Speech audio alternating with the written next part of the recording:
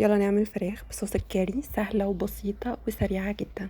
مكعب زبدة هحط له معلقة من الزيت عشان ما يتحرقش، وهنا عندي بصلاية متوسطة فرمها ناعم، نص معلقة من الثوم ورشة جنزبيل فريش، لو مفيش تقدري تستبدليه بالبودر، ومعلقة من الصلصة.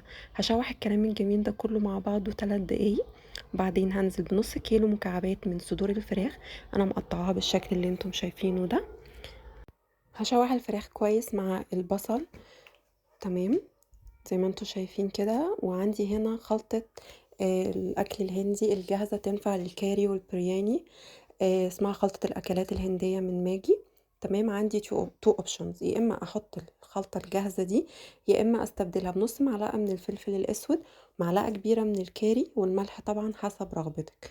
يا دوب هخلي المية تبقى باينة، حاجة بسيطة قوي زي ما انتوا شايفين. هغطيها 10 دقايق او ربع ساعة على حسب سوى الفراخ اللي بتحبيه، وبعد كده هديها نص كوباية من كريمة الطهي.